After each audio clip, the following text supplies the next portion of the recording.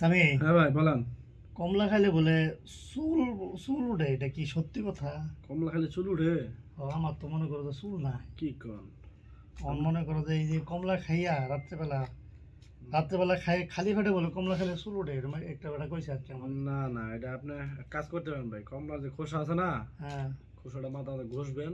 কেমনে ঘষবো? ঘষলে দেখবেন যে চুল, হ্যাঁ এমনি এমনি? একদম মাথায় যে এইভাবে ঘষতে হবে। চুল যেটি আছে এটিও না যাবে না, না? যেটা আছে আপনার ভালোভাবে জ্বালাবো, সমস্যা নাই। একদম ইয়াং, এই জ্যামসের মতন চুল হইবো? একদম জেমস 100 জ্যামসের থেকে বড় বড় চুল? হ্যাঁ 100%।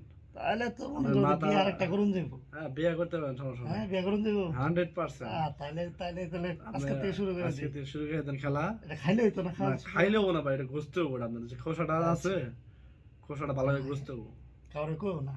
না আমার চুল ঢুকলে আমার একটা গার্লফ্রেন্ড আছে, এর লাগে ইয়া আমি দেখাবো। আল্লাহ, কোন কি ভাই, আপনি তলে তো রেডি করেন। আরে সর্বনাশ। আমার করে গার্লফ্রেন্ড তো দেখাবো। গার্লফ্রেন্ড থাকতে পারে, গার্লফ্রেন্ড থাকার আশা আর কিছু না ভাই। আচ্ছা ঠিক আপনার আছে। চুল হলে আপনার যা লাগবো অসাম পুরো একদম। আচ্ছা তাহলে কমলাটা খাই আমরা নাকি? খাইয়া খোসাটা